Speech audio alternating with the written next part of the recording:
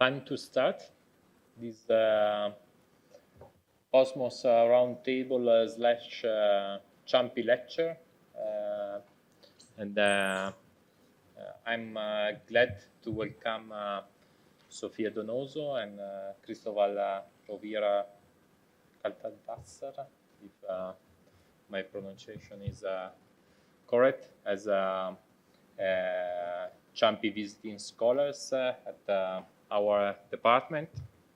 And for today, the roundtable is titled Chile, Social Conflict and Constitutional Power. We have our two visiting, plus like Cesar Guzman, Concha, who is our from the faculty, and professor at the faculty. And then as a discussant, we have Donatella Della Porta, who doesn't need a presentation. I just present very briefly like our three speakers, and then we have decided to have the three presentation in a row, 20 minutes each, more or less. And then Donatella will start a round of discussion, and then we will open for questions from the audience.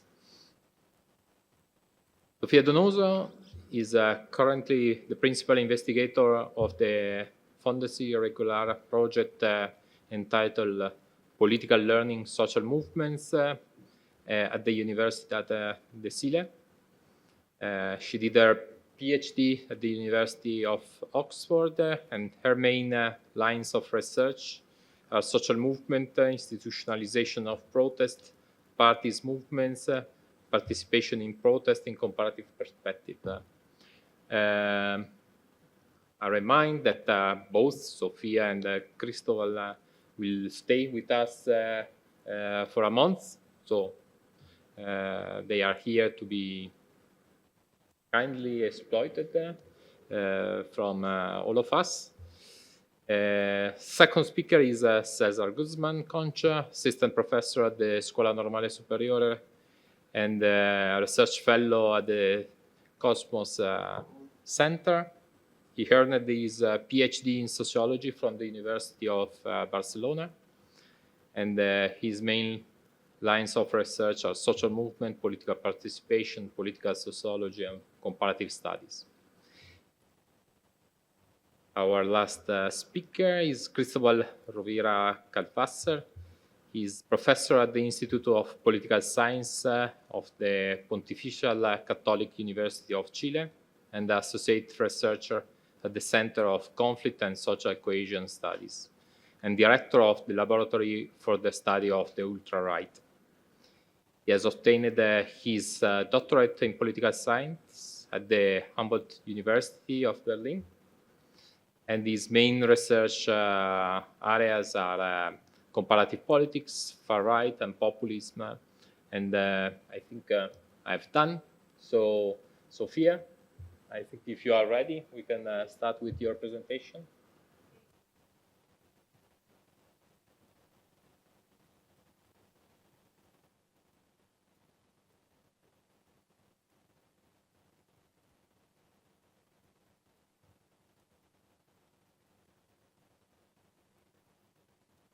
Okay, perfect.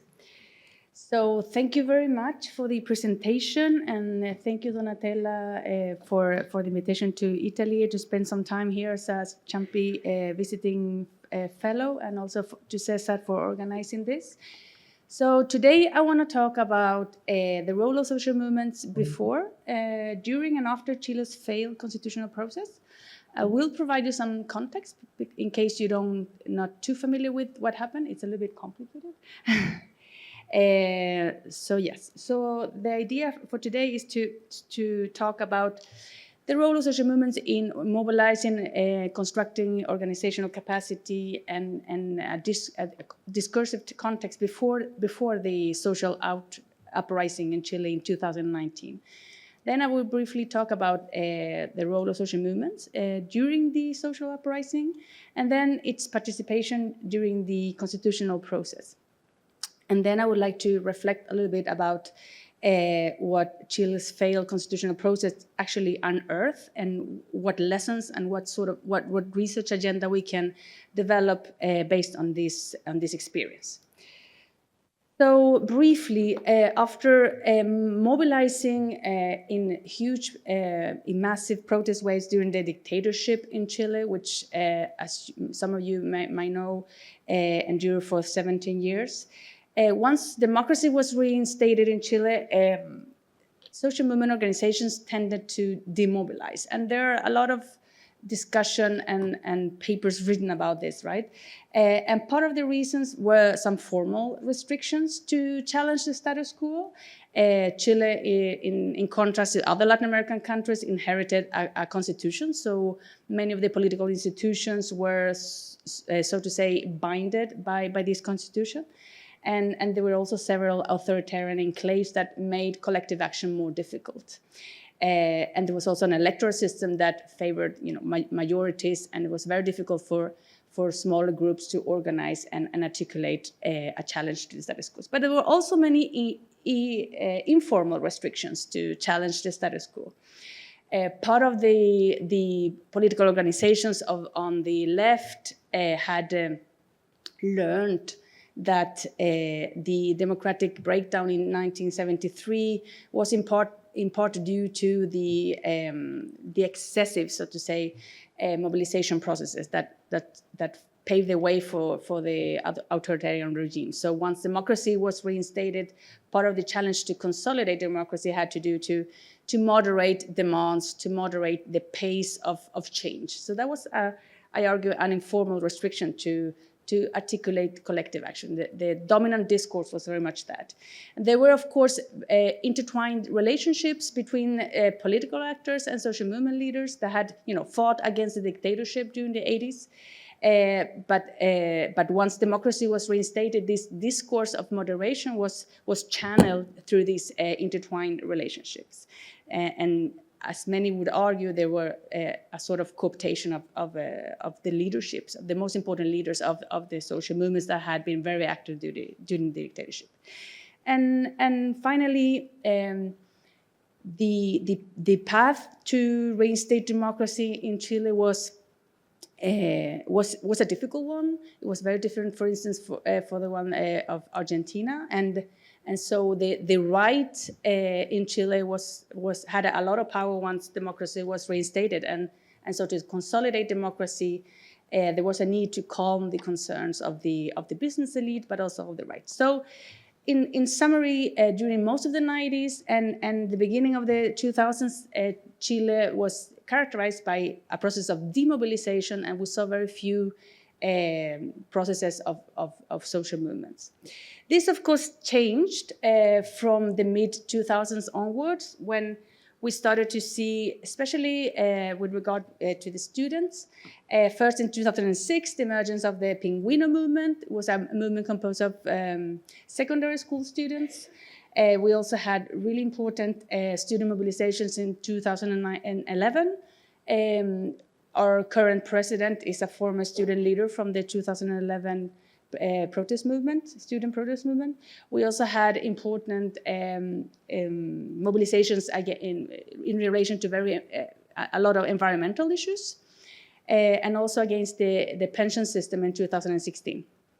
And in 2018, we had a massive wave of feminist student protest.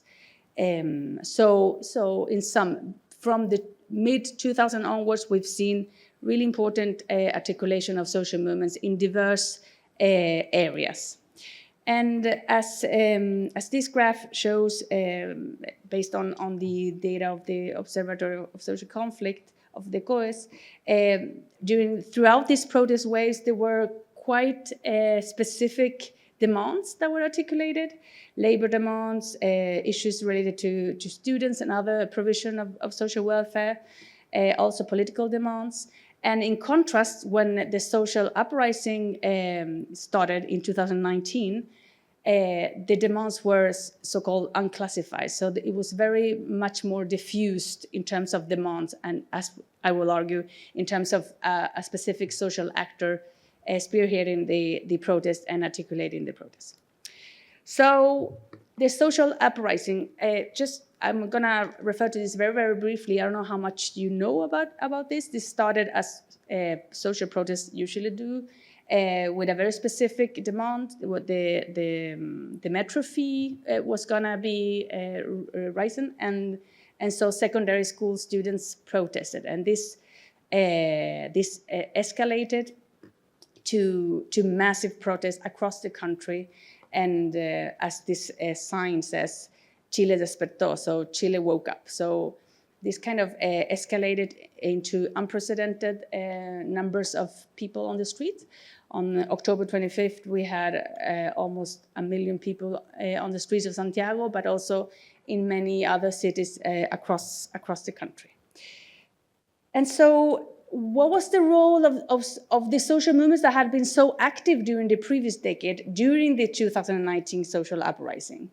So as the previous graph showed, the demands were more diffused.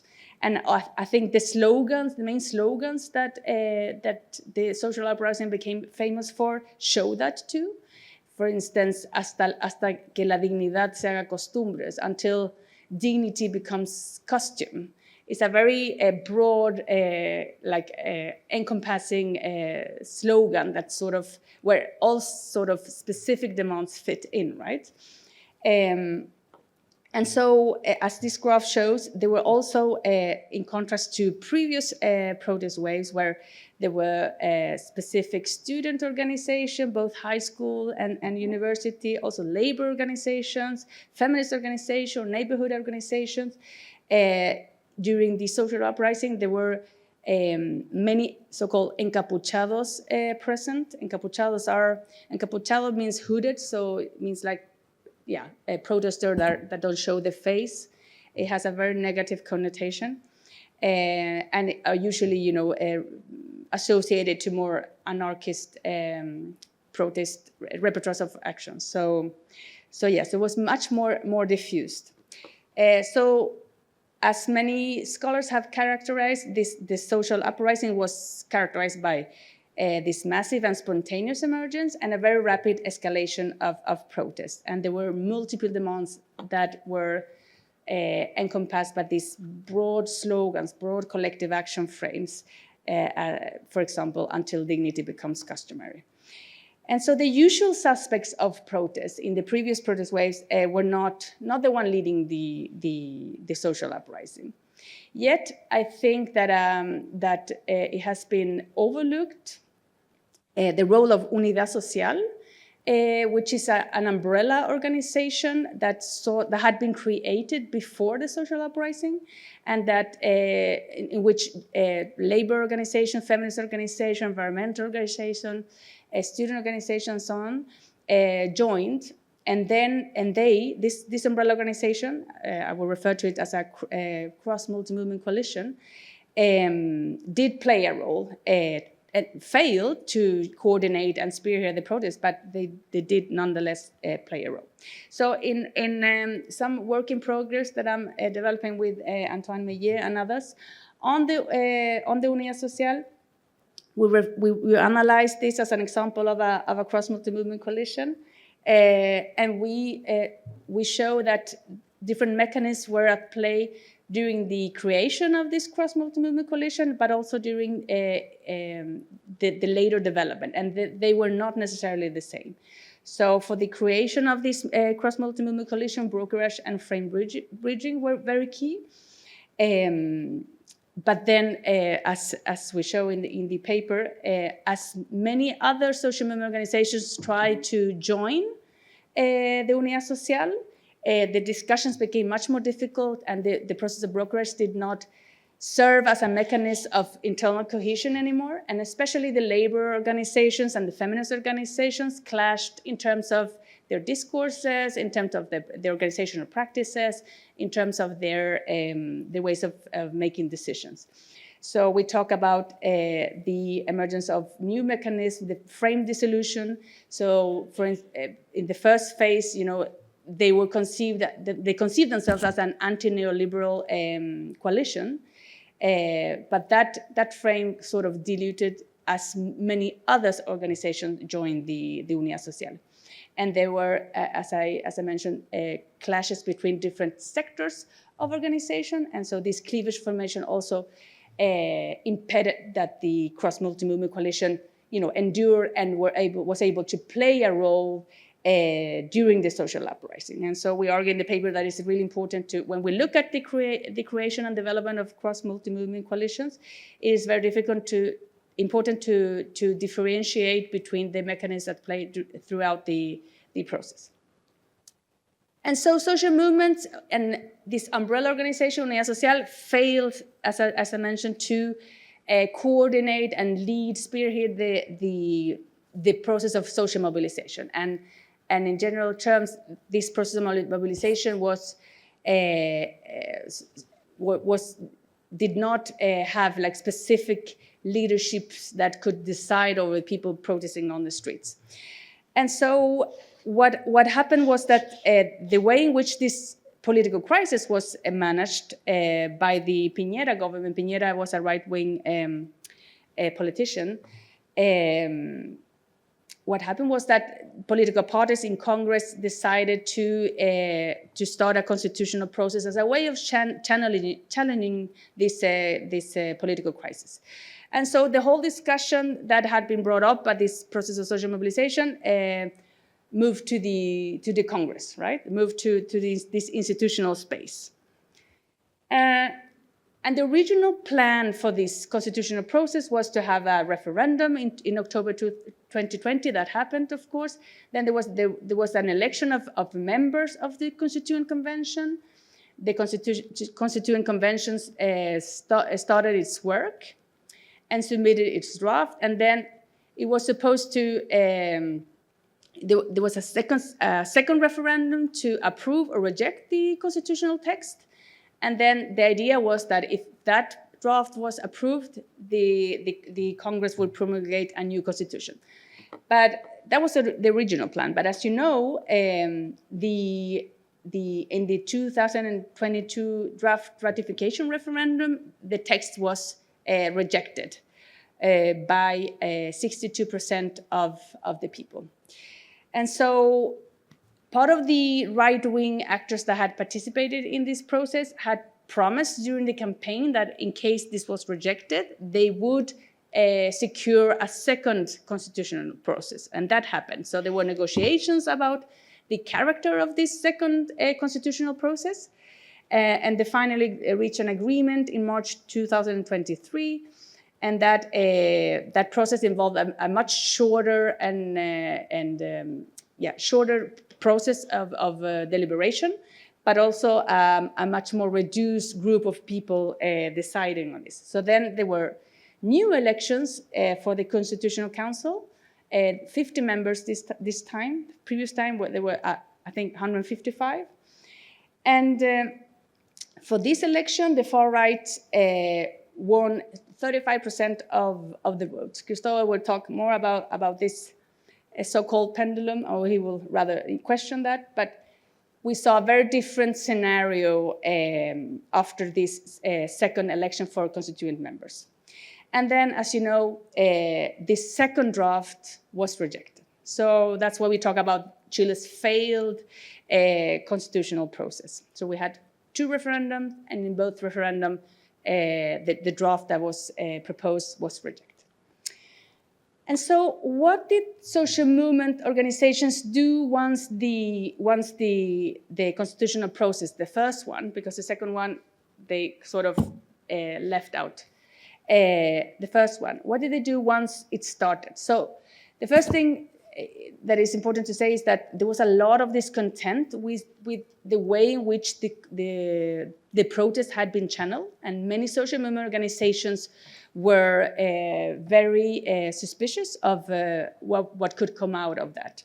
So there was this key dilemma, right, to participate or not participate, and different social movement sectors had different responses, right? And they also, the ones that decided to go for elections and become part of the Constitutional Convention, they also had very diverse electoral success. But in this first phase of the process, there were an important presence of social movement activists Some of them were elected, and some other ones worked like behind the scenes as advisors in many of the propositions that were part of the text. And so just a few examples, and this is based on work that other people have been doing. So in the case of the environmental movement, for instance, they decided not to compete. Most of the organizations decided not to compete. But once the convention started its work, they did a lot of work in the commissions that looked at the issues that they care about. So the right to water, food security, climate change action, the nationalization of natural resources, etc. In the case of the feminist movement, the picture is a little bit different. They actually had a lot of candidates for the Constitutional Convention, and they were extremely successful in being elected. So there was this rule of parity for the first process. So half of the members had to be women, and of that half, 64.9% of the members can be characterized as feminist leaders. And the issues they advocated for were parity, recognition of domestic and care work, the right to a life free from violence, sexual and reproductive rights, and feminist justice, among others. And in the case of the housing movement, Chile has a very important housing movement too. They ran with 3 candidates, but they were not elected. But once the convention started its work, they still organized to push for their main issue, which is the right to decent housing. So the dilemmas of participation and the issues that I think we can learn from this process. The difficulties that we saw during the Constitutional Convention with regard to the participation of social movements. I think one issue that, and this is based on some work that I have been doing on the anti-feminist movement, but in that project I also did some interviews with the members of the Constitutional Convention.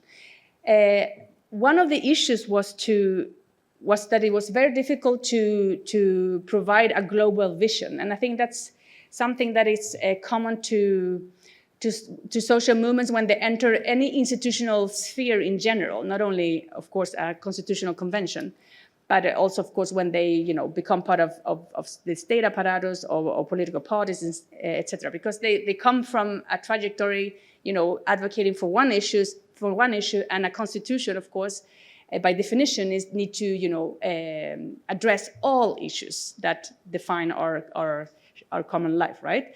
So it was very difficult to provide that vision of totality, and also because you have been advocating for one issue, you sort of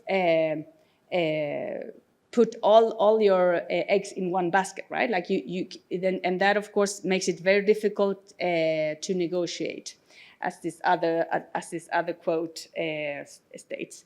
And there was a lot of criticism of this first process in terms of identity politics. And this, of course, resonates with global debates on this issue. But the first process was very much criticized by social movement leaders advocating for one issue and not being able to negotiate to have this vision of totality.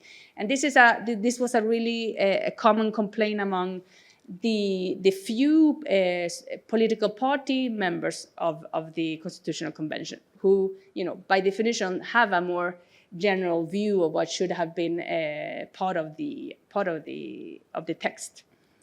So that's one dilemma. So this was the first proposal that, as I mentioned, was rejected.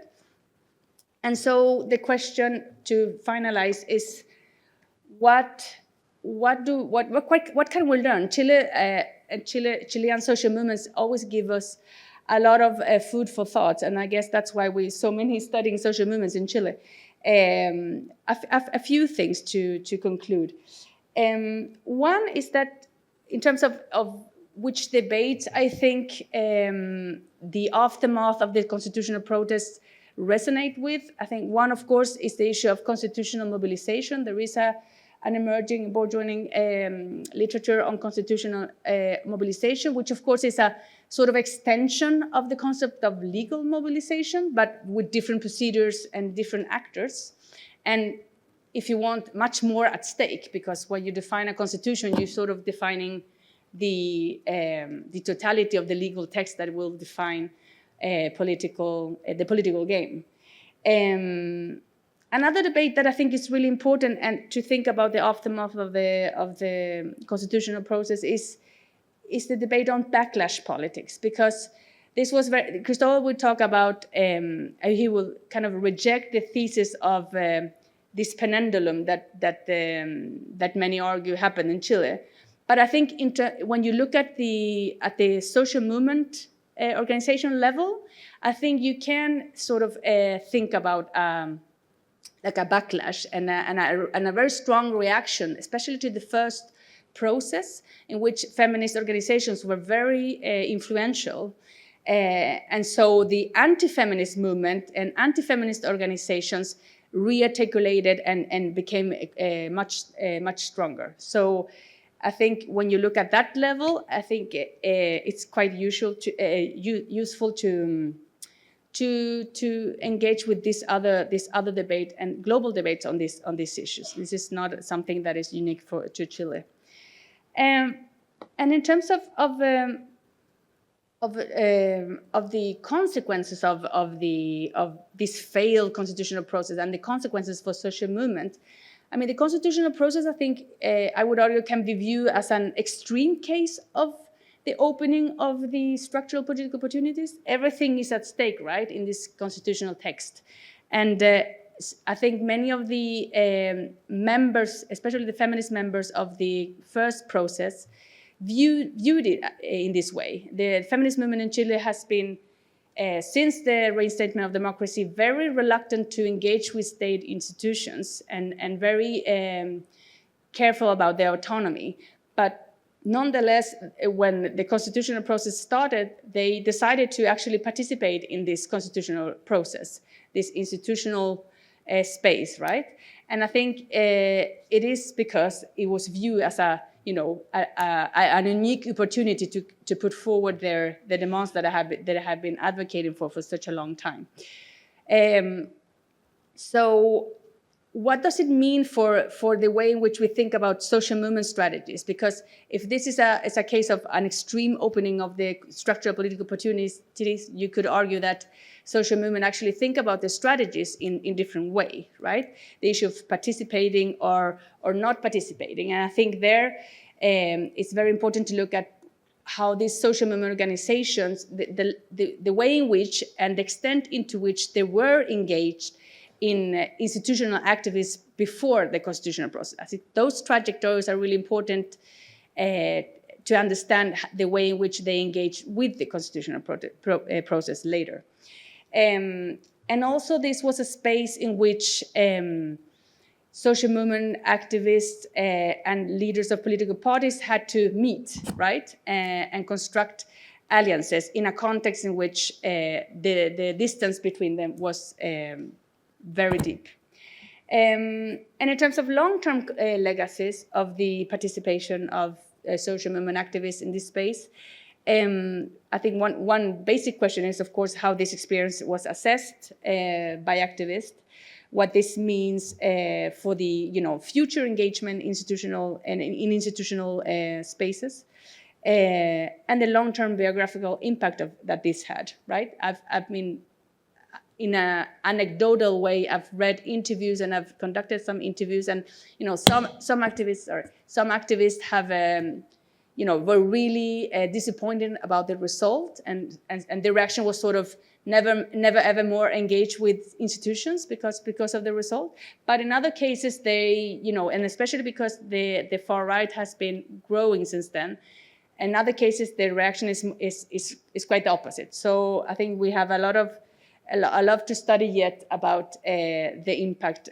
of this experience. And finally, in terms of alliances, I think this was a space in which, as I mentioned, different actors met, and they were forced to create alliances because this was, as I said before, like an extreme version of an opening of structural political opportunities.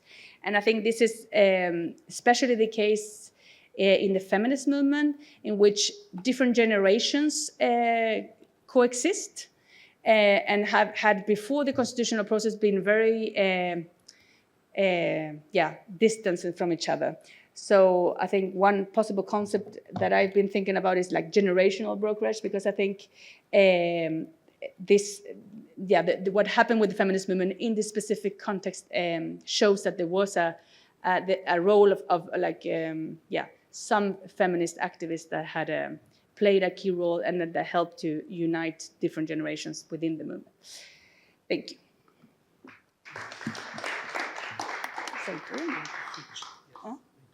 Yes. Thanks a lot, Sofia. Then we have Cesar.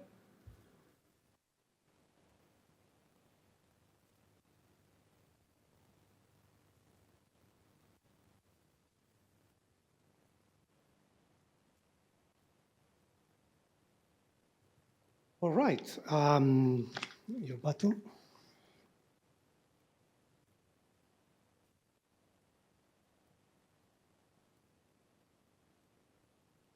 So, let me just say before commencing my presentation that I'm really happy that we have this opportunity to talk, to discuss about the Chilean case at length here in this institution. Having said that,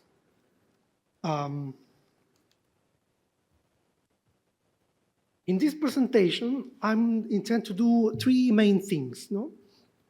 The first thing that I would like to do is to introduce a discussion about what type of phenomenon the estallido social is. No? And to do so, I'm going to propose to revisit revolution theory and scholarship.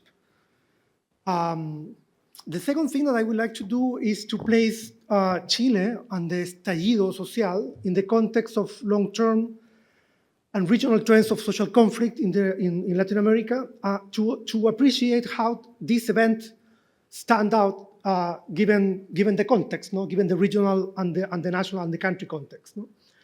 And the third thing that I would like to do is to talk about the relevance of contingency and open-endedness in analyzing cases and dynamics of mass social unrest.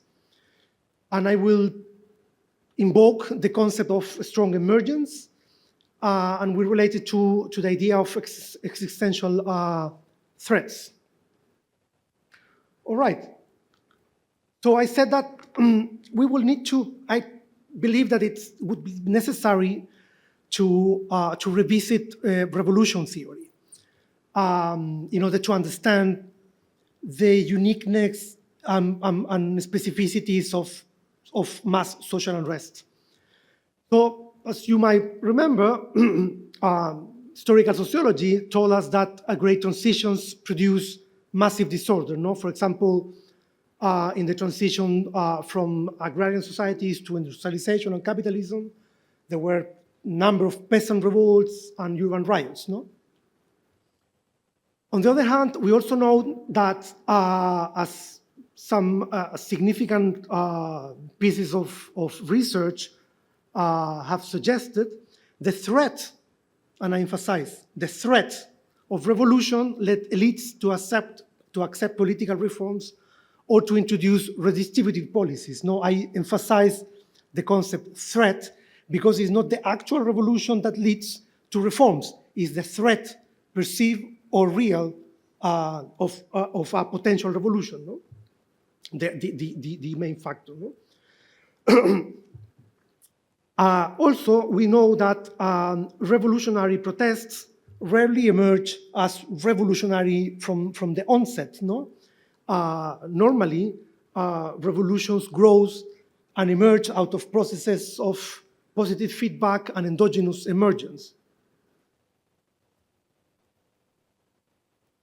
So we also know that revolutions and social movements are usually studied in separate fields. No? So the main assumption here is that revolutions are a distinctive phenomenon that differs from other forms of contentious politics. No? So the main features of revolutions would be that revolutions, the outcome, which is radical change. So it's either regime change, they topple the dictator, and they successfully manage to trigger a democratization process, broad transformations of socioeconomic structures, and so on, and a process of elite replacement, no? So the outcome, radical change. Another characteristic, which is an essential characteristic of revolution, is the pace, no? The velocity of the process. It's sudden, it's rapid. It's not reform, no? This doesn't evolve over long periods of times. This happens overnight or in a few weeks or months. And the third main essential feature is popular mobilization. There needs to be massive mobilization from below. So scholars of revolutions, for example, Chastili, Goldstone, and others, have actually considered other forms of contention, no? They call them, for example, rebellions, uprisings, insurrections, but these forms are not exactly revolutions, are something that it's in between a revolution and something else that might be a social movement form, broadly speaking.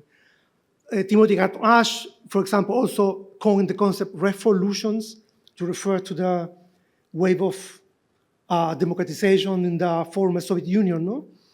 Because it's a mix between revolutions and reforms, no? But the differences between these specific in-between forms are rather fuzzy.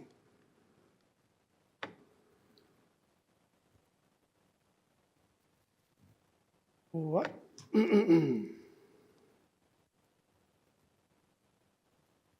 So, the traditional understanding of revolutions and social movements as two separate fields, I think that I challenge that understanding. I believe that we can understand this in terms of a Venn diagram in which revolutions and social movements, there is an area in which they both overlap, creating this fuzzy area, which we might call mass social unrest or estallidos sociales.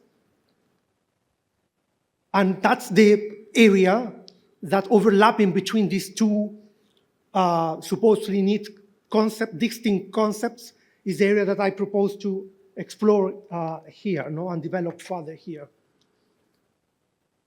So there is some recent scholarship on global revolts in the 21st century, starting from the concept of eventful protest from Donatella, which refers to a special category of events of contentions, no ordinary protest, I would say, because they are, eventful protest by definition are events which are highly consequential, no, at various levels. Other scholars have talked about total mobilization from below, no, as you already know, probably this very concept of mobilization that we use in social movement studies comes from military, no, from military studies. So total mobilization from below would be something equivalent to going to war, but from below. I mean, a popular uprising, no, which has been developed and applied for the case of recent mobilizations in Hong Kong, no. Other scholars have talked about revolutions in democracy. It is known that actually revolutions happen under autocracies, no?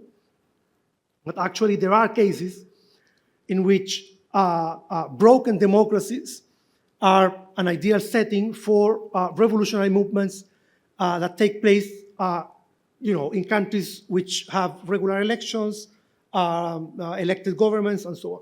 This, for example, would be the case of Iraq or Lebanon. Other scholars have talked about major civil resistance campaigns, no? They have developed this idea of the 3.5% rule, no? They have observed, Chenoweth, for example, and Stepan, that every campaign that mobilizes at least the 3.5% of the population is a successful campaign. Other scholars also have talked about, have emphasized the role of spontaneity in popular uprisings, no? Highlighting how peripheral networks are the most relevant ones in this kind of processes, no? So what do revolutions and estallidos, or mass social unrest, have in common?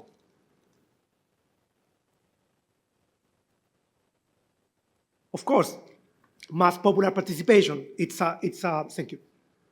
It's a relevant feature here. But also, the idea is that both revolutions and mass social unrest bring about and triggers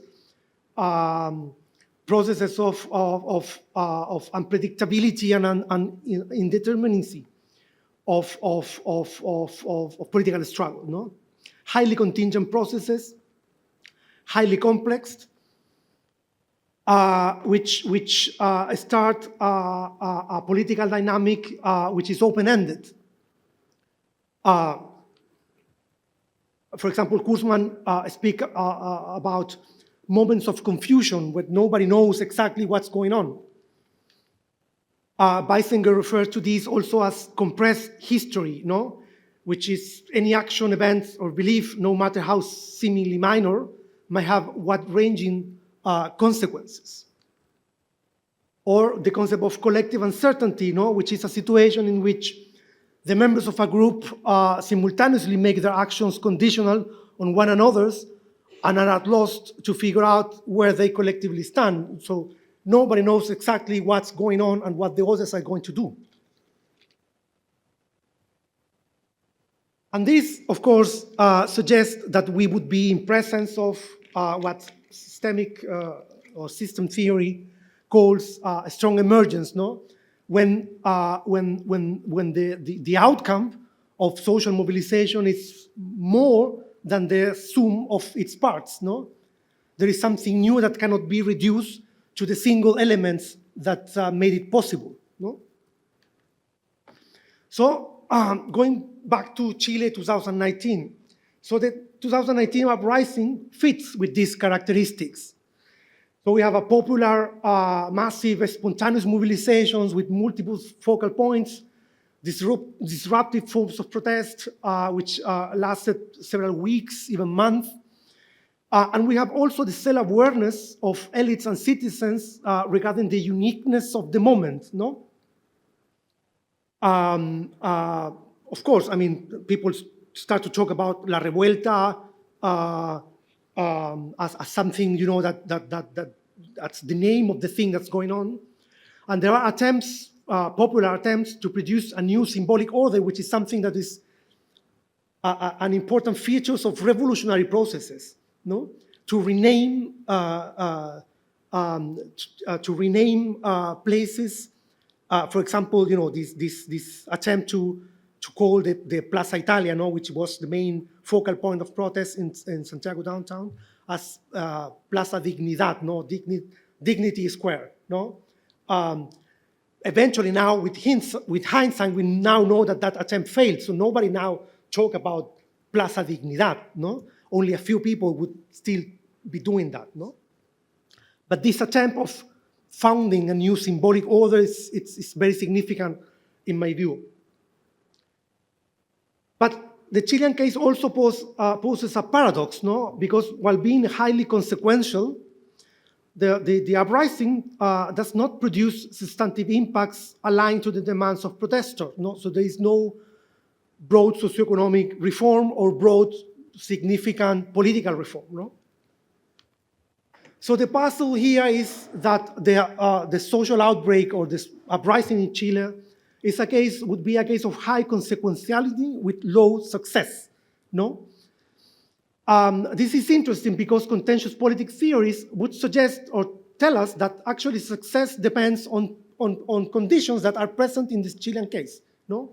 High levels of unrest high levels of unrest sustained over time and or disruptive methods would be the essential conditions that produce a successful reformist movement, let's say, no? This would be represented in, for example, the ideas developed firstly by George Guzman, no, in the 70s, and most recently developed by Erika Chenoweth, no? High levels of unrest, the 3.5% rule, no?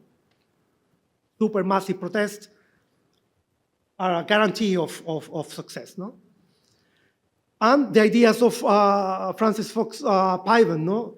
The idea that unruly protests, that disruption actually produce change, no moderate protests, no? So Chile fits with these main conditions, yet it falls short from being a case of success, no? So the thing is why, no? The puzzle is why.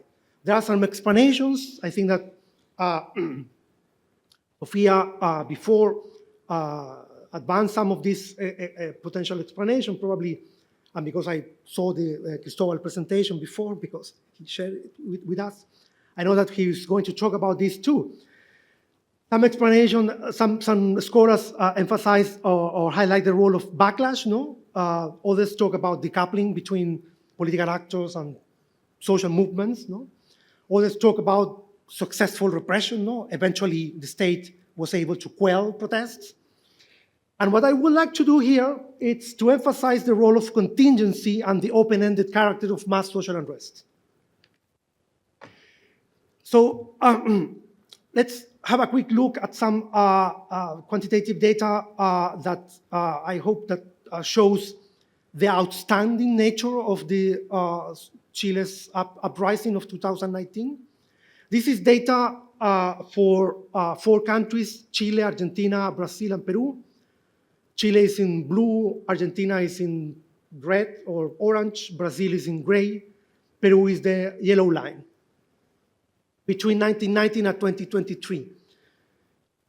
This is data from the so-called reported social unrest index, which is data collected and systematized by the International Monetary Fund. And here you can see that actually, that blue line, that blue spike over there on the right side of the screen is the Chilean uprising of 2019. You can see quickly, comparing with other spikes from other countries, that the Chilean case it's outstanding. Well, I have provided here information about other significant waves of unrest, and the one that compares most to the Chilean case would be the Brazilian attack on the Congress of January 2023, which you might also remember because it's essentially the American Capitol replicated in Brasilia. No? This is the data, the same data for focusing only on Chile. No? So the first thing that you can notice here is that actually some spikes coincide with significant social movement campaigns. The other thing that it's interesting to notice is that of course, the uprising in 2019 was outstanding by all measures. But the second or the third most outstanding spike in this trend line goes back to 1998, when Pinochet, the former dictator, was arrested in London when he was paying a visit to the doctor, no? And he was arrested for like 15 months, if I'm not wrong. So that event actually triggered a significant wave of unrest in the country, no? Also marking a difference with rather peaceful years since the establishment of democracy in 1990. No, you can also see other significant events. For example, the feminist strike of March 2018 also is there. The Pingüinos movement in 2006, or the Chilean student movements of 2011.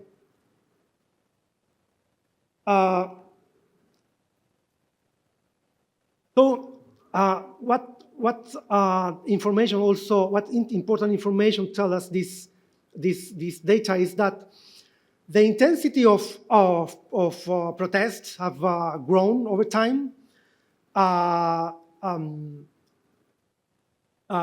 Starting from a kind of a low intensity in the 90s to an increase in the 2000s, and the intensity of protest in the decade 2010-2019 was actually roughly 2 times the intensity that we observed in the 90s, no? Excluding, of course, the events of October and November and December 2019.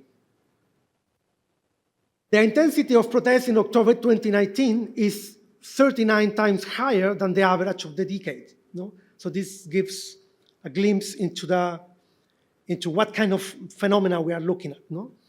In the outstanding nature of the social, of the estallido social, no? It's interesting also to notice that afterwards, I mean, after the estallido, the levels or the intensity of protests also remains rather high, no? For example, in 2020, it's several times or 2 times higher than the previous decade, excluding, of course, the social uprising. And it's also even higher in 2021.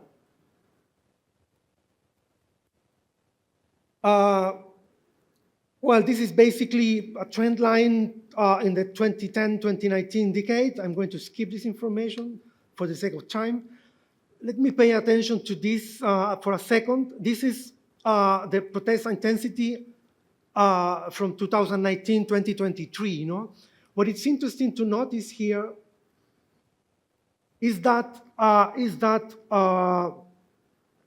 the spikes tend to coincide with events of the political process, no? With elections, no?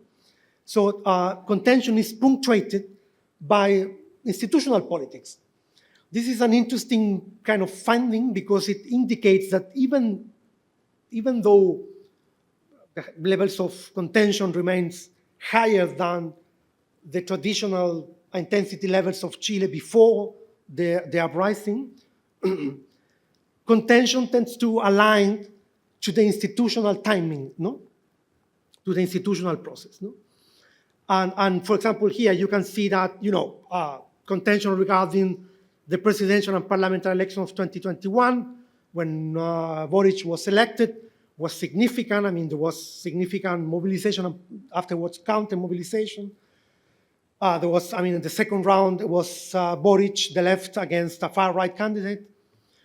You can also notice that contention around the ratification referendum in September 2022 also was significant there. The same outstanding nature of the social uprising in 2011 can be observed if we look at figures of data on political violence. I'm going to skip this quickly. So let me talk very briefly about contingency and indeterminacy. So the idea here is that the interpretation of political actors is crucial to understand the event itself and its implications in the future, no? So while it's true that the social uprising happened, you know, without a script, it was an unplanned event by all means. The same is valid for the reactions to the uprising. There was no script for any government to deal with this kind of events, and the right-wing government didn't know how to deal with this. So it's interesting to observe that actually significant figures of the right consider the uprising to a revolution, no? The threat of revolution, no? Let me stress, no? For example, here, Fremandois, which is an intellectual, it's a lawyer, if I'm not wrong, he said that the only barriers that the police forces were the only barriers preventing from institutional collapse and a truly political revolution. I believe it is not an exaggeration to consider that the scenario had some analogies with St. Petersburg in 1917, the Russian Revolution, no? Blumel, in a book that he recently published, Gonzalo Blumel was the Minister of Interior during 2019 and 2020. No? He was appointed to that position 10 days after the uprising, and he was the one who led the negotiations that end up in the constitutional agreement to launch a new constitutional process, no? A new constitutional process of revision, no? And to end with the 1980 Pinochet constitution. No? So he said that we were at the edge of institutional collapse. The alternative was between facing the October crisis through force, with all its implications, or through a political agreement. No? So this agreement allowed institutional continuity instead of rupture, reform instead of revolution. So this is not left-wing people talking about crazy people talking about a revolution. These are major political figures of the left, of the right, in government, talking about the threat of a revolution. No? Probably you might have heard of this. I mean, Chileans are very familiar with the statement of the president's wife, no, at the time. Newspapers revealed a WhatsApp file. She was talking to a friend, no? And she said that actually the situation the country is going through is like a foreign or an alien invasion. I don't know how it is said. I don't have words to name the thing that's going on. We do not have the tools to fight back. We are going to need to lessen our privilege and share with everybody else. No? She was anticipating that significant concessions were necessary in order to appease this quasi-pseudo-revolution that was going on. No? The president also said we are at war against a powerful enemy, which does not respect no one and nothing, which is willing to use violence and crime without any limit. No? It's an interesting thing to notice that actually the president used the metaphors of the invisible, powerful enemy several times before that event. So contingency, and probably the guy didn't have the intention to trigger outrage with this declaration. We don't know, but the guy used these words, no? I'm going to conclude here saying that scholarship should not overlook the role of contingency and indeterminacy. I believe that we can see the case of the social uprising in Chile as a case of a strong emergence, but we should be preventive of retrospective interpretations of the events, to attribute to the past what's going on, to excessively attribute to the past what's going on in the moment, because we might risk being too deterministic. Mass social unrest has implications and causes that are non-linear and are complex. I think that the uprising posed an existential threat to traditional power elites in Chile. And these threats, even if they emerge out of exaggerations, distorted images, and wrong readings of reality, actually shape the reactions of economic and political elites. No? And these feelings have permeated the elites until now, conditioning also the strategy of the opposition to the current president in office. No? So that's it for me now. Thank you.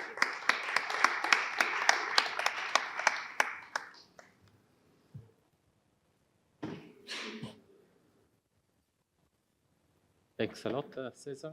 You want to stay there? Or do you want I think if this one works, let me see, I think it works. Yes. Probably you have just, yeah. They did that. Thanks. Okay. Excellent. Thank you very much, Donatella, for the invitation to the Scuola Normale Superiore. It's a pleasure being here. Also a pleasure sharing the panel with Cesar and Sofia. So probably you might ask you, the people in the room and those who are looking at this online, why the hell 3 presentations on Chile? So the obvious answer to that question is that Donatella is responsible. And she's interested into that. She decided to invite 2 Chileans, and Cesar is here, and we want to have empanadas and vino tinto. That would be one explanation. But I hope that the talk that I will give you today will be complementary to the two other colleagues of mine, and I think that we can learn something interesting of the Chilean case study. And what I think that what I'm going to tell you today, it will be in line also with what Cesar and Sofia is telling us, that it might be that you're not interested in Chile, but I think that you can learn certain things about this specific case study. Cesar, for example, was telling us about the Estadillo Social as a specific concept that probably we need to better conceptualize. Sofia was telling us about the interaction between social movement and political parties. And what I want to do today is to challenge a very common narrative that we have about the Chilean case study, but I think it is a narrative that travels also beyond the Chilean case study. The common narrative, it's a bit the two pictures that you see here. We have a country in which you have a mass revolt, almost a revolution, as Cesar was saying. That's the first picture that you say. And in the same country, you have a couple of years later, a far-right candidate almost winning the presidential election. And this is why many people think that Chile has been moving from a very progressive situation towards a conservative backlash. And this is why many people think that my own country is bipolar. So that one day we wake up and we are very progressive, and the day after we wake up and we are very conservative. And I want to challenge that sort of narrative. So to do that, what I'm going today is to, I hope this is working good, or I have to point there. I'm not sure.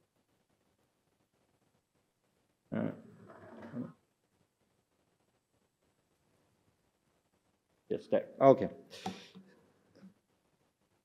Now should work. Yes, now should work. Okay. So what I'm going to tell you in my presentation is mainly 6 topics. I want to tell you briefly about the timeline of the Estadillo Social and some of the data that I have for that. I will present you some evidence about the initial constitutional plebiscite, mainly who participated into that. Secondly, I will talk to you about the presidential election. So these 2 pieces will be much more about the so-called progressive narrative. So we have the social outbreak, and then we have a very progressive president. And then I will start to the so-called conservative backlash, in which I will talk about the constitutional plebiscite 1, in which it was heavily rejected by the population, and then about the second constitutional process. And then at the end, I will do some final remarks to try to wrap up the main arguments.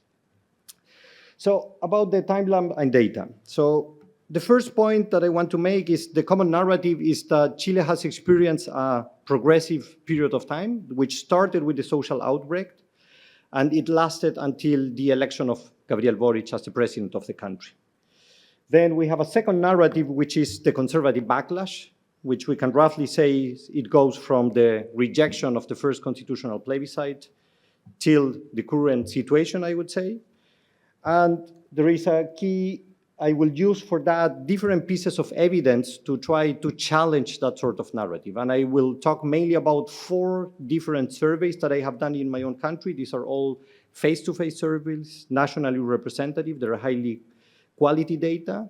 I don't want to talk too much about the specifics of the methodology, but if you have questions in the Q&A, I can tell you a bit more about that. But based on these different pieces of evidence, I will challenge these 2 narratives. And I think that it's way too simple to think that we have had like a sort of progressive moment. And it's also way too simple to think that we are experiencing a backlash. I think the reality is a bit more fuzzy than these 2 common assumptions. And if you believe that argument, we need to be very careful about which is going to be the next narrative. We are going to have elections at the end of this year. These are only at the local level, but we are going to have national elections next year. And if we want to develop a proper narrative, I think that we need to be careful about analyzing the data that we have for that. So below the main argument that I want to develop, there is one factor that I think that is crucial that many people tend to forget, many people because they're not so familiar maybe with the Chilean case study. And this is the introduction of a major institutional reform, which is compulsory voting. Before we had compulsory voting, levels of electoral participation in Chile have been very low, roughly 50% of the population, and this is what you see here in the first empirical data. But once we have introduced mandatory voting, it went really, really up. In fact, you see that it's roughly 85% of the population, but if you dig a bit more into data, it's probably roughly 90% because the way in which we calculate all the people that have the right to vote. There are many people that already have died, that for different reasons cannot vote, etc. It's roughly 90% of the people that are voting, which is very, very high. So, and apparently it shows that compulsory voting is working because the people go to vote. And I think this is crucial because all the narratives are built based on the idea that we are talking about the same people and the same electorate, but we are talking about different countries in part because different people have been participating. Having said that, I go to the first part, and this is the first constitutional plebiscite, in which 80% of the people went to the polls and said that they want a new constitution. But if you see here, the participation for that election was 50% of the population. So 50% of Chileans stayed at home, and we don't know what their opinion is. We only know that those who participated, the majority of them, decided that they wanted a new constitution. Based on some of the empirical data that I have, for example, we ran some analysis with colleagues just to understand who are those who voted against the changing the constitution, the small minority of this 20%. And if you look at these 20% of people that rejected changing the constitution, you will realize that these are people that are very right-wing, they identify as right-wing. These are people that identify themselves as very conservatives. These are people that are against migration. There are people that self-identify themselves as white. These are people that tend to be evangelicals. They tend to be mainly male, and they tend to be highly educated. If you're familiar with literature on the far right, it looks very similar to the far-right voter. And these are the people that went to the polls and rejected the Constitution. So here we have a first piece of evidence that even during the progressive moment, these people that are very conservative were mobilized, and they rejected the Constitution. If we move to the second progressive narrative, so to say, and this is the presidential election, you will see that in the first round of the presidential election, a far-right candidate, José Antonio Cast, was the most successful candidate who got 28% of the vote, and the second one was Gabriel Boric, the conservative one. But if you think here, electoral participation was 47%. I think this is crucial because many people understood this election as the most polarized election in the country, and if 53% of the people stayed at home, I don't see polarization. A country that is really polarized, people go to the polls because something is really happening. It's really about life and death. But more than 50% of the people stayed at home. And those who went to the polls decided to vote for one of those two guys. Then if you think about what happens in the second round, turnout goes 10% higher, from 47 to 57, and then Gabriel Boric was able to win. Why is it that this changed from the first round to the second round? And based on different electoral data that I have been collected, and I will show you a piece of this evidence later, many of the people that went to vote for Gabriel Boric in the second round was not because they loved him, it's because they hated the alternative. When you have a ballotage, you have to vote for the lesser evil. And many people say, I will reject the far-right candidate, which doesn't mean that I support the agenda of the other candidate. And this is why, again, this sort of progressive narrative, it's a bit misleading. So based, again, on some of the empirical data that I have been collected, and this is a survey that we have done just before the first round of the presidential election, we ask a very simple question, which is the propensity to vote question, in a scale from 1 to 5, how likely is that you will vote for either Gabriel Boric or for José Antonio Cast. And you can see here, 1 means that it's very unlikely that you vote, and 5, it's very likely that you vote. And if you compare these two candidates, it's very clear that a lot of people reject José Antonio Cast. And in fact, when we got the data just before the first round, looking at this graph, for we was obvious that Boric is going to win. Not because a lot of people support him. Look again, the numbers 4 and 5 is not huge, but because many people hate the other candidate. And remember that in 2-round elections, you have to vote for the lesser evil. If you dig a bit more into the detail into that sort of data set, and here I'm putting just the numbers of those who are in favor of José Antonio Cast. This is the pro-Cast column. This is the average number, all these people that told us 4 and 5. Then you have the anti-Cast. These are all the people that gave us the value 1 and 2, that they will not vote for him. And the sample is just a median voter. So of all the people that we include in our survey, it's just the middle of that. So you can always compare, if you want, the pro-Cast with the sample. And this will show you how different is the Cast voter to the average or the median voter. And if you compare that, you will realize that the Cast voters tend to be male, tend to be Catholic or evangelical, self-identify as white, tends to be upper class, tend to be in favor of the free market, tend to be against immigration. It's very conservative on moral issues, self-identify as right-wing, as a conservative, has a partisan identity, mainly, of course, with right-wing political parties, and has a preference for authoritarian regime.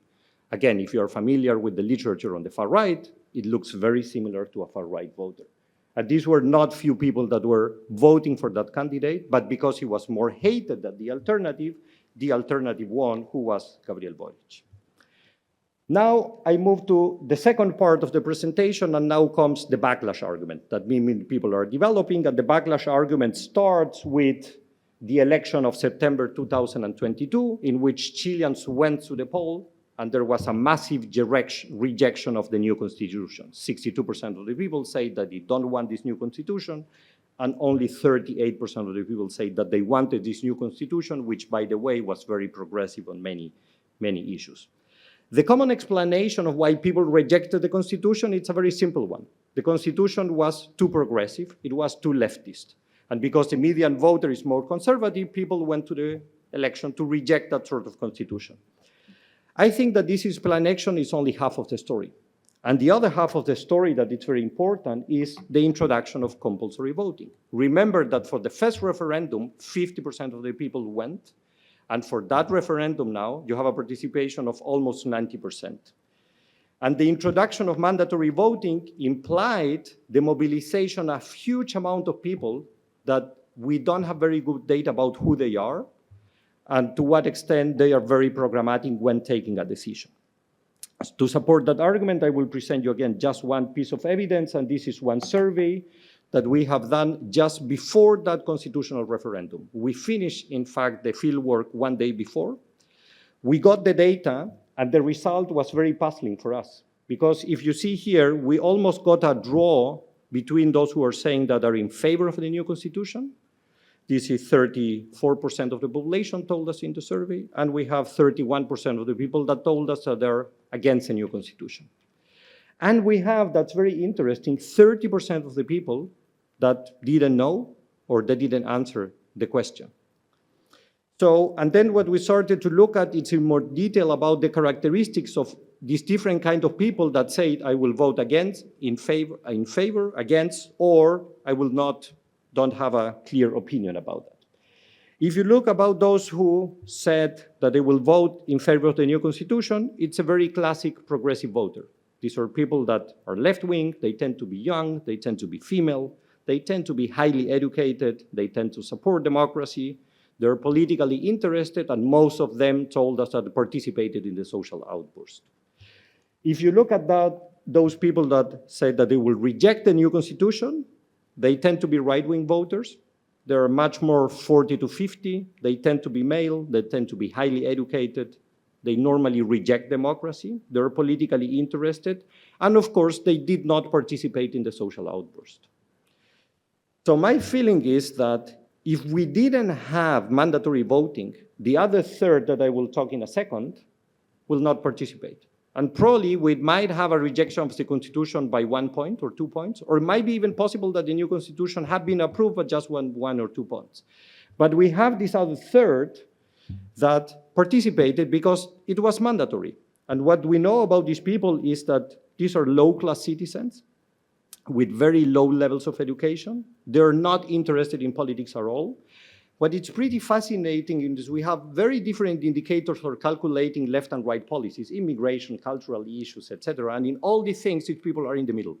They don't have clear programmatic positions, either for the left or for the right. They're highly partisan. They don't believe in parties at all.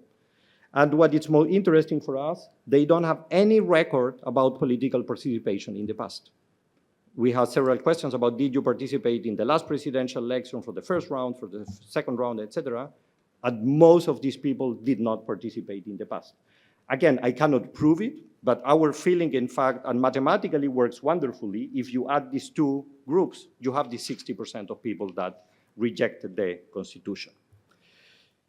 So if we continue with that, and then we move now to the last piece of evidence, and I want to talk about this second constitutional process. we have this election in which people went again to the polls, again with mandatory voting to elect a constitutional council that will draft a new constitution.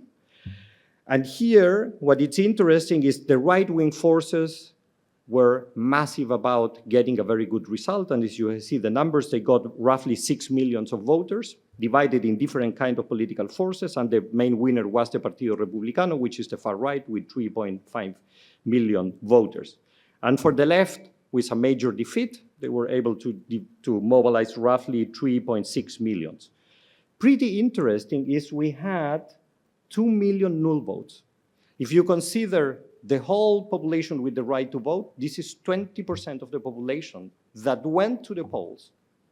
And my interpretation of this is because they don't have a political position, they don't really have a clue, they will say, I vote null because I don't know what the hell should I do.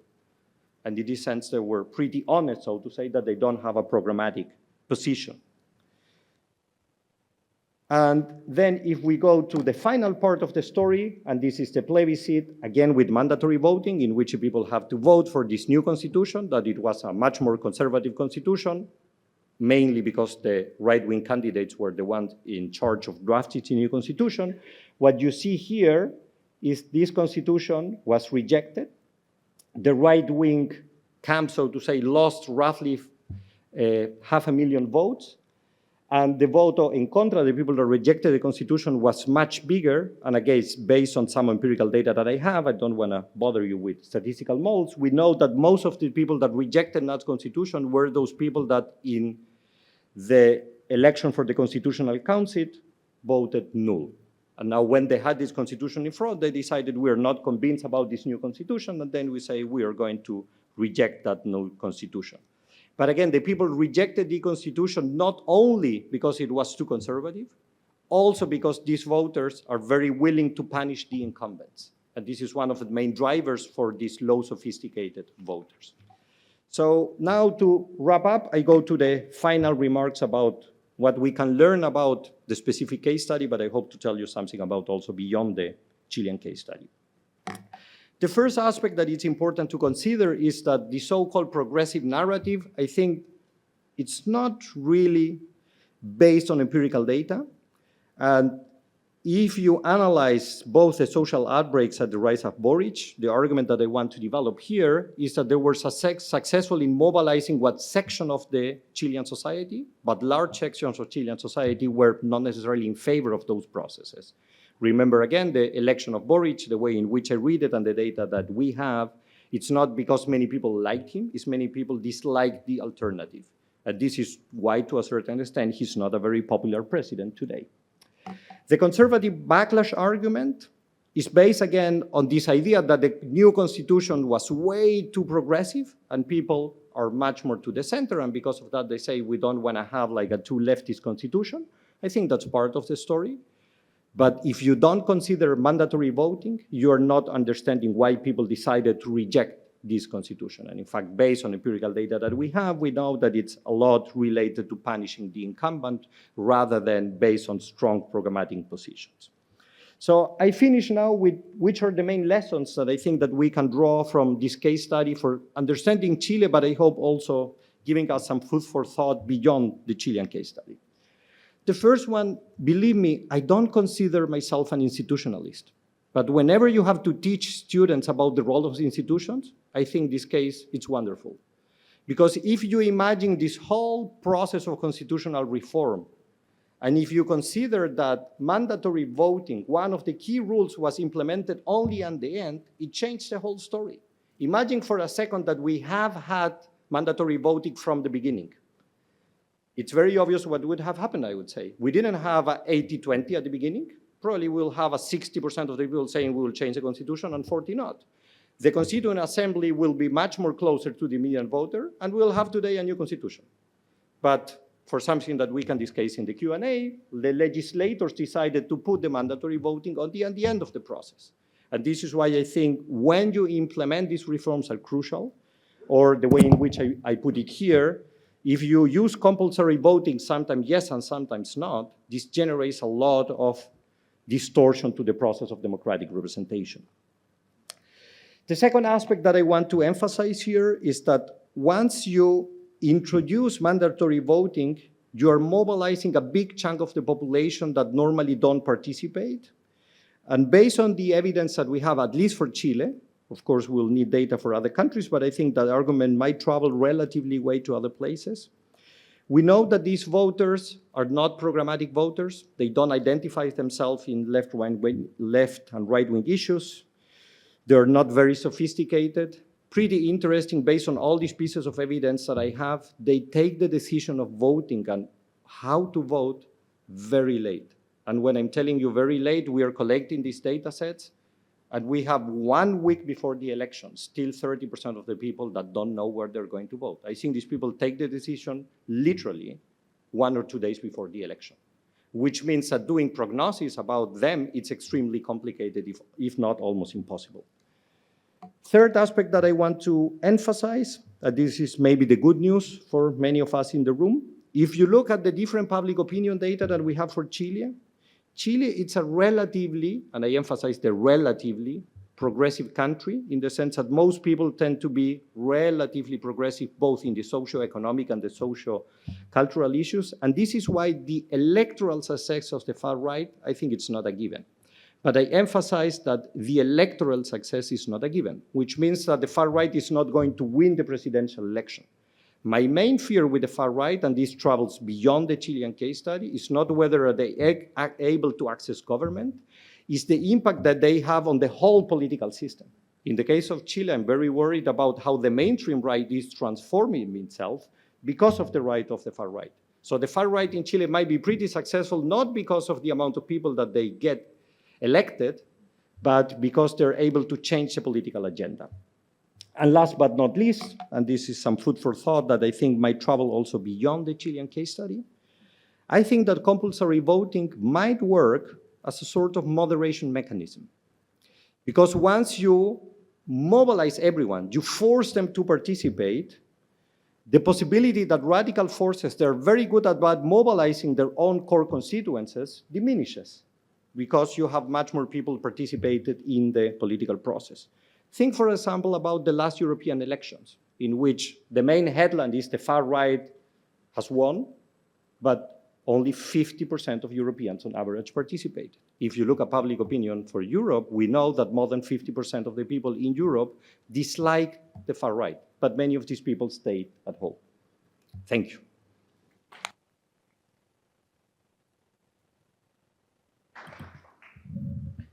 Thanks a lot, Cristobal. We have Donatella providing a first round of comments and questions. Thank you very much, and I will try to be very short because probably there are also questions from the floor. I want to address first the questions why Chile. It is not only because you invited me to visit you and I wanted to be kind with you. No, it was also because Chile was always important for European politics. It was important when it's won and when it's in successful and unsuccessful time, from Allende to the student protest to the feminist protest nowadays. Chile has always been important for progressive politics in Europe. And I think this is all the more the case in this context in which Chile can tell us a lot also about Southern Europe and the global South, which is also quite relevant for us. And then, as you also testified for, it is an important case to theorize about social movements, and in particular about progressive social movements. And so I have some questions about these theorizations, roughly one for each, but I think they came from the three presentations together. So what is the estallido sociale case of? It has been addressed explicitly by Cesar, talking about something that was similar to my eventful protest, as you mentioned. So something that developed very suddenly, deep, expecting deep changes, but also I think producing deep changes, and a process in which contingencies and open-endedness is relevant, but also we are trying to explain it because there is also something in terms of conditions and ways in which these conditions were used that it is important. And here, thinking about Chile and writing something about Chile and preparing the presentations when you invited me in Santiago, I started to read something. You contributed to feed me the materials to read, Cesar and Sofia in particular. And one of the elements that seemed relevant to me and that I had not clear since the very beginning is something that Sofia was mentioning when also mentioning the slogan hasta que la dignidad es costumbre and the identity politics side. And so I know that some of the explanations of the estallido social have talked explicitly about a sort of struggle of recognitions of the marginalized, of the indigenous people that were not present in your table as forms of protest, but I saw very present also in the discussions later on. And so I was wondering also how much the reflections on struggle of recognitions can be relevant, because what it shows also Cristobal data is that there was classical reactions from the right-wingers to the mobilizations of the marginalized. And these marginalized were the marginalized in the big cities, but also the marginalized as the young people and as the indigenous populations. And I was wondering in the interpretations that Sofia provided about the role of the social movements, which was the connections between some of the social movements, the student protest, the feminist protest, being developing not within that same constituencies, and so the challenges of bridging also different classes, social constituencies, and so on. And how then the politizations of the process that was symbolized also by the other slogan, not 30 cents but 30 years, also introduced an element for coalitions, but also for difficulties, for challenges. Also, I was thinking about this, and also about the role of the counter movement of the far right when thinking about what contingencies means for us. So also addressing Cesar's claim to reintroduce open-endedness and contingencies in our analysis. Because to a certain extent, contingencies tend to take the role of the standard error in statistical analysis. So it is contingent because we don't know how to explain it. But in another way, in a more historical way, it considers also unexpected events going on during the critical junctures. And there is something that you have not mentioned, but when I was traveling from Patagonia to Santiago and so on, I found was very felt by the people, and it is the COVID-19 crisis. So it was a process in which this contingency was extremely relevant. It transformed all ways in which people mobilized, and so probably also this type of challenges and opportunities. And my impression was that talking with normal people, maybe those that were forced to vote but would not have voted, the estallido social came almost to overlap with the COVID crisis. In the south, because of the impact on tourism and because of the impact of the issues of the indigenous people and colonialism and the critic colonialism. So I think these are also contingent elements that, like the one that Cristobal mentioned, and I wasn't aware of the compulsory voting, is also something that is not the statistical error, but it is so not the standard error that we don't know what it is, but something that I think we could take into account when opening up the analysis to different players and different types of players in different types of arenas. Because ending up on this type of questions, my impression is that one of the reasons why the process was not successful is also because there was a mobilizations. Because, as Cristobal said, the ideas of an estallido social, almost of the revolutions, brought about the impressions that you could change in a few months, if not a few days, situations that had been structured, Roccan would say, the ways in which the party system was structured and so on. But in the reality, our systems are always so complex, resilient, made of different forces, that the very ideas that you can have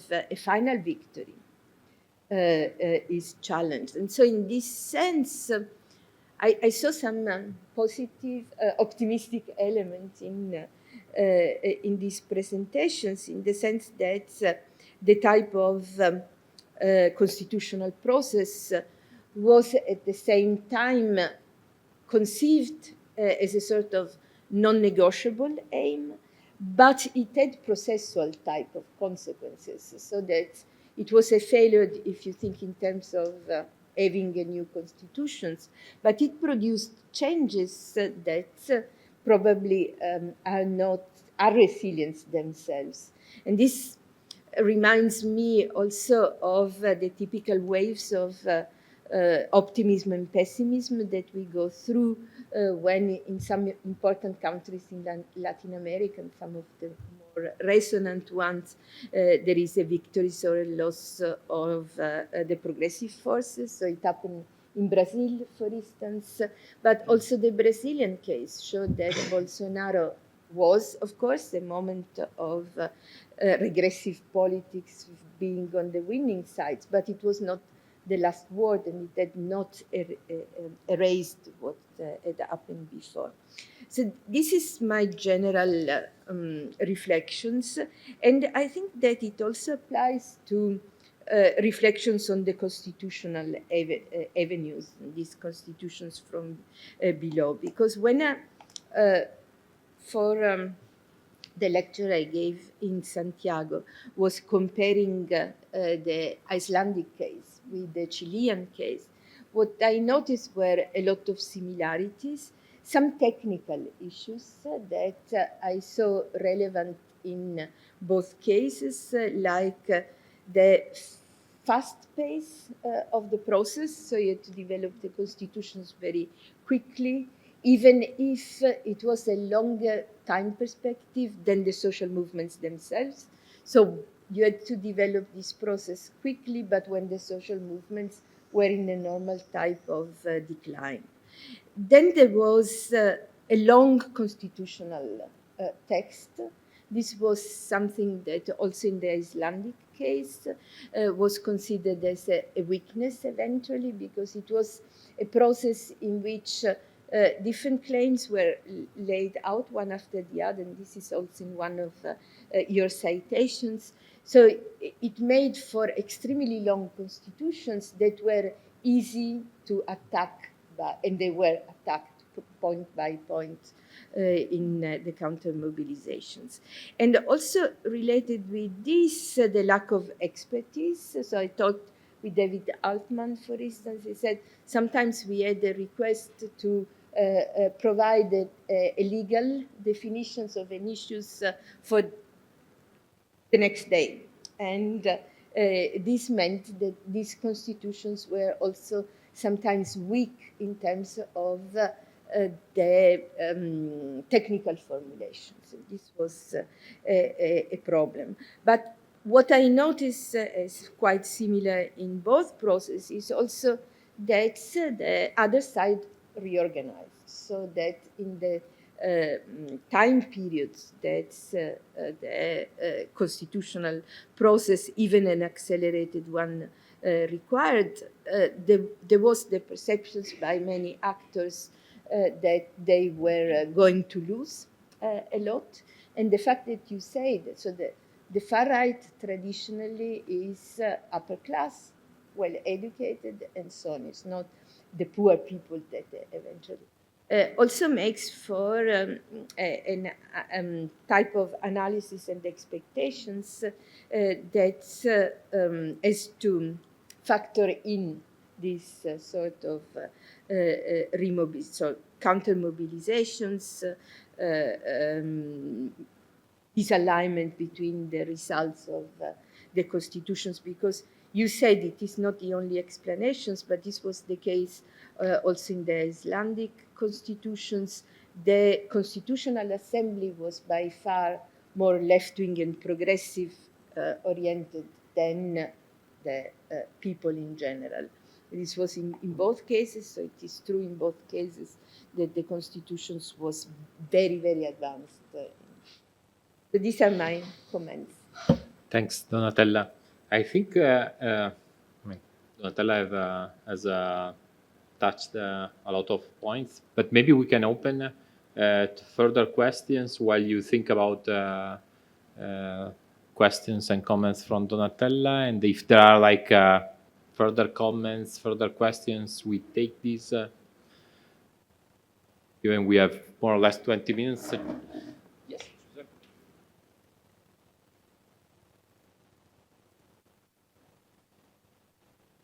Thank you very much. Very fast question for Cristobal is about you were mentioning the tendency to punish who is in power by the this more or less third of the population that is very undecided and very unaffiliated, let's say. So why this didn't apply when they voted for a constitution promoted by the opposition? Like, why didn't they vote in favor of the constitution that was done by the opponents of who was in power? Thank you very much. Other comments or questions from the audience?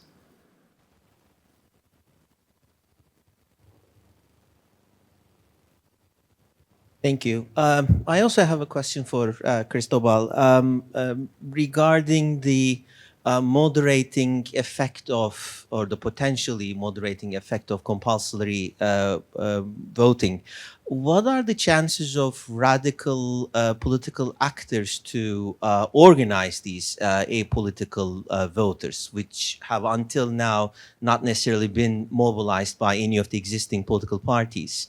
Radical right-wing forces and quite possibly radical left-wing forces we have seen in history appeal to such electoral constituencies, and I can think of some other countries, maybe not Chile, where indeed some far-right populist parties managed to really draw support among. So it is potentially, this constituency may potentially have a moderating effect, especially if it keeps on voting for voting in an anti-incumbent manner, but if political parties begin to figure out ways of organizing them, they could also have a very destabilizing effect. But thank you so much to all of you, by the way, for your presentations. Thanks a lot. There is a further question online, and then we have another one here, and then maybe like we provide the opportunity. So from home or online, please. Hi, hello. Hey. Well, my name is Pablo from Chile. The generational narrative for understanding social change has been relevant for my research as I'm working with former student activists, student movement activists. Basically, they claim that they are part of a generational collective that over the long term are moving to different social institutions and trying to promote social change. Following that, in your studies, how does the generational narrative help us to understand social change in Chile? Do you see this narrative as fitting to understand social change in Chile and social movements? Is it something related to personal and collective identity, or is also something related with socialization for social change? And do you see opportunities and challenges of using that narrative? Yeah. Thanks a lot. Ismail. My question is others were to Cesar. While you were discussing the puzzle of the Chilean case, you insisted on the need to integrate contingency and open-endedness and indeterminacy in the analysis, but also you referred to how it could be a strong emergence. I'm actually wondering if you could elaborate. First, what are the empirical elements that you noticed or observed in the Chilean case that led you to think of that as strong emergence, conceptually speaking? And yeah, if you could just elaborate on that particular element. Thank you. Okay, that's great. So I would suggest like you take more or less 5 minutes each, and you come back on what you think is most relevant in relation to your presentation. Sofia, do you want to start first?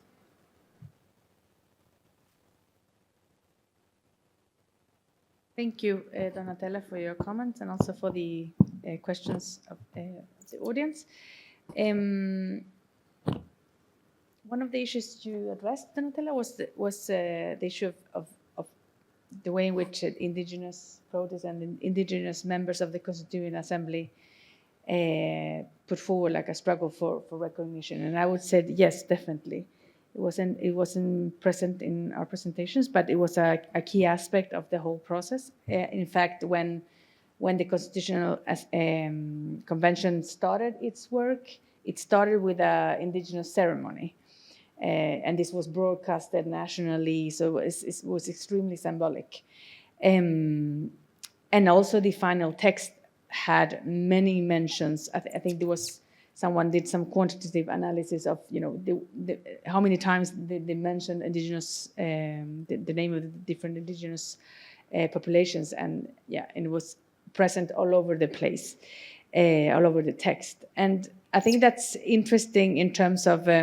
I remember one interview I did with one former student activist that had participated as a member of the Constitutional Convention, and she said that the text, I mean, I don't know if it was the reason why it was rejected, but the first proposal was in its architecture and in its formulation was quite, how to say it, I mean, a little bit redundant, because they had to repeat, for instance, for them, I mean, ella, ele, they repeated many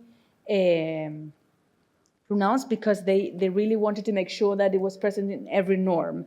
And that was also the case for the indigenous rights. So it was like, so I think underlying that was like a deep suspicion of if we don't explicitly mention that this applies in this way for indigenous populations, they will somehow later, erase, with the elbow what they have been written, So in the result of that was that the text actually, mentions this and this, but for indigenous people, this and this and this. So that was highly criticized, but I think the reason the the reason of this was this deep suspicion that was present among indigenous organizations that were participating in the first process.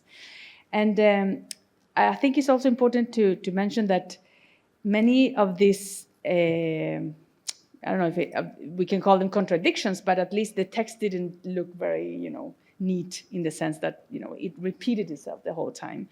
And it also, highlighted the indigenous populations were present all over the place and all over the text. And I think that paved the way for, fake news and a lot of, false claims about, the constitutional proposition advancing a parallel justice system for indigenous people and so on and so forth.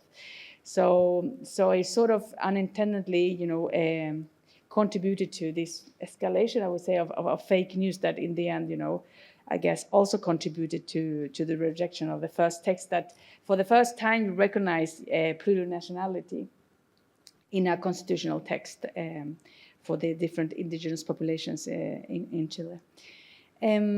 As for the question of generational dynamics and how those contribute to social change in Chile, I think, that's a key question, and I think it's present every day. There's this meme that says that there's one statement by Boric, our current president, that contradicts a former statement by Boric. So, and that is to say that, Boric in power has a completely different view of things and how to, advance different reforms if you compare it to Boric, member of parliament, or even Boric, a student leader. And I think, and so that's very much present in the public discussion, and it's not only a meme, it's actually part of the, the discourse and the criticism that members of parliament do with the current government. So, what the current government did before in their struggle as a generation, right, as a political generation in previous decades is sort of brought up in discussions on pensions, on tax reform, on everything. So it's definitely shaping, the political discourse on both sides, I would say. And there's also, I think you said something about political socialization. I think there's also an element to that because, and the data also supports that claim. I think the current generation, the generation that is part of the government, was politically socialized in a clearly different way than older generations, and in terms of political participation, in terms of participation in organizations. And you also have to remember that these former student leaders actually developed their own political parties, so they also have that experience in mind, that really has shaped them as a generation, and coming into power in a relatively rapid way, similar to maybe Podemos in Spain, and everything, all the challenges that of course bring with them. Yeah, Thanks. I'll leave it at that. Thanks, Sofia. Cesar? Yeah, well, regarding strong emergence, the idea that the thing that you have in front of you cannot be reduced to the single elements that apparently made it possible, no? I think that there are several examples of that. I was trying to give a glimpse of by showing you before the data on the intensity of protests and how Chile compares and so on. The outstanding nature, the 2019, it's an outlier. It's a truly outlier. You cannot fit a line, from the past to that point to say, look, because of, so it's the unprecedented nature, no, of what's going on. So you can see that, by looking at, for example, data on protest events, the usual event catalogs, that show you that. I try to do that, also showing, for example, violence, the scenes of violence that we witnessed in 2019 were unprecedented, even if there were not the majority of the events during the uprising. It was only, for some calculations, 1/3 or even less than the total amount of contentious events, but they were significant. I mean, it multiplied several times what people was used to before the uprising. No? It's unprecedented also in terms of their own narratives. I mean, people knows that what's going on is different, is new, and gives names to that, no? Give names that have not been used before, La Revuelta, what, first time, never heard of. But also the fact that, the mobilization campaign of students, secondary students, no? In the weeks prior the 18th of October, that mobilizations, when you talk to students who were involved in the student movement at the time, they tell you, the most weird stories about how that happened. A tiny minority of people came up with the idea, look, we were thinking that we could do, it's crazy how a very modest initiative of a bunch of people escalates in few days into something like what you saw, the 18th of October, Contingency, also the fact that, I've been talking to also with other colleagues. My idea, my impression is that if the government do not adopt the decision of closing down the whole subway network, it's unlikely that the whole thing would have evolved in the way that it evolved, So contingency, unexpected results from different actors acting and taking decisions in real time, So it was unpredictable. It was completely unpredictable. So, data on protest intensity, protest events, violence, the narratives developed by actors are strong indicators of this strong emergence, The generational narrative, its role for social change, I think it's proven its usefulness, as Sofia was explaining before. But I also believe that, generational narratives can yield limited productivity because of the generational corset. It's you cannot mobilize people today, very young people today with the slogans and symbols that people used 15 years ago. And the speed of, also the feeling of things going really fast now, in present times, also conspire against the productivity of the generational narrative, in my view. But I think that it's not my... Thanks, Cesar. Cristobal? Yes, thanks. I want to make 3 brief comments. The 2 questions that I got, and also 1 comment to the reflections of Donatella. The first comment, and to what Donatella said, it's a bit the story behind the introduction of mandatory voting, because I think it's interesting.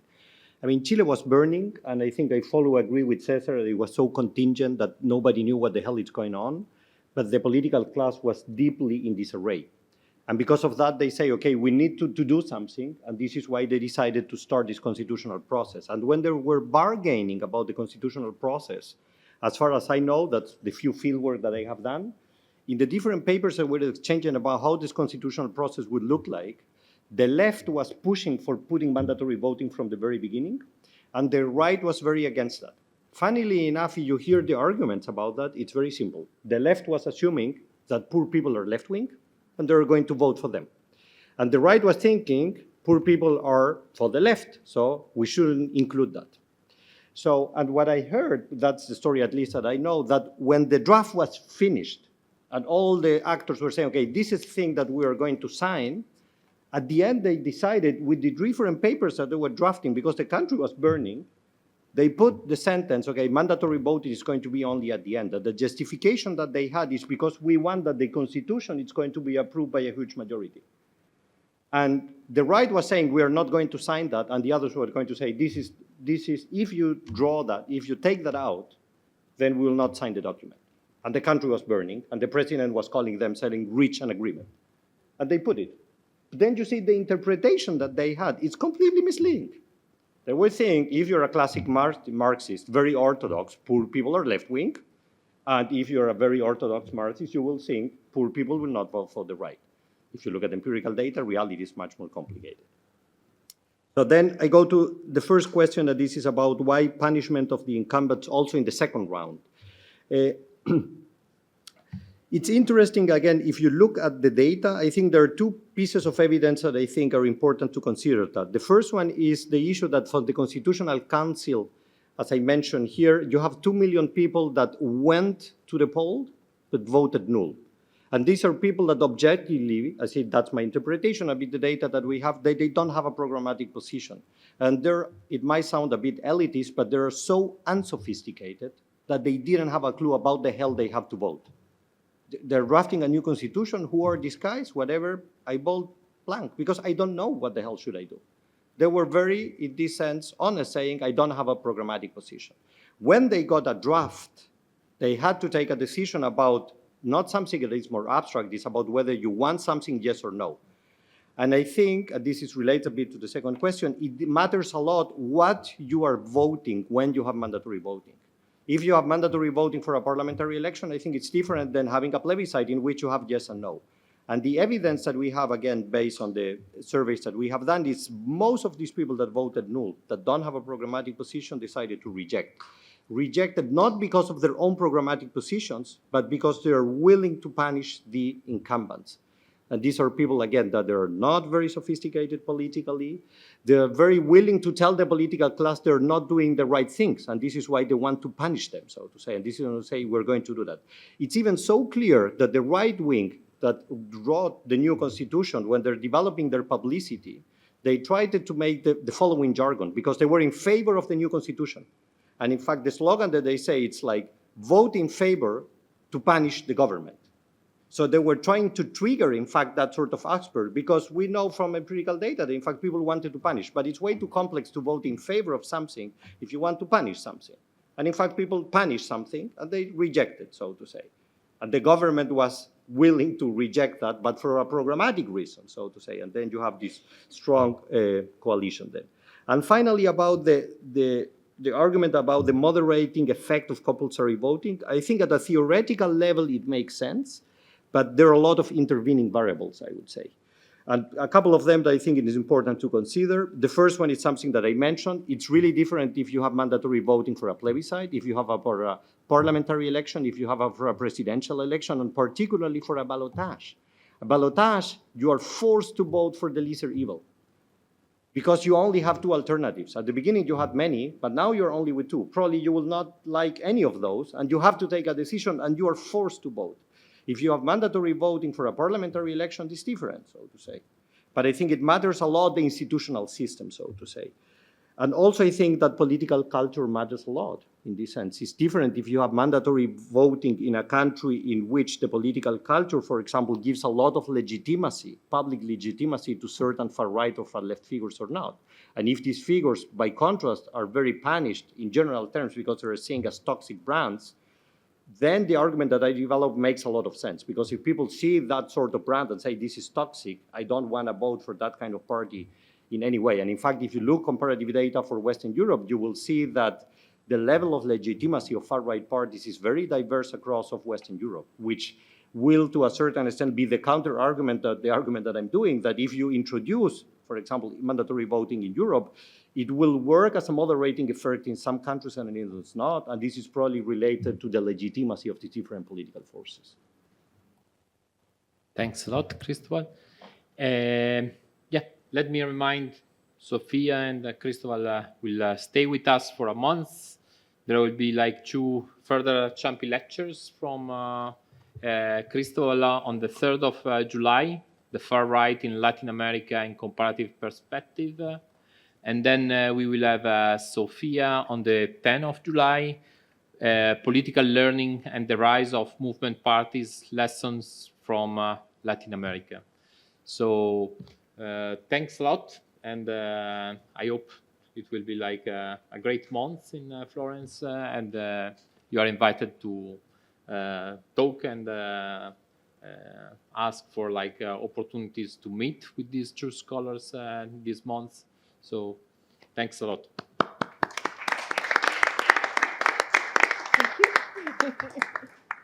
And when I was traveling in Patagonia,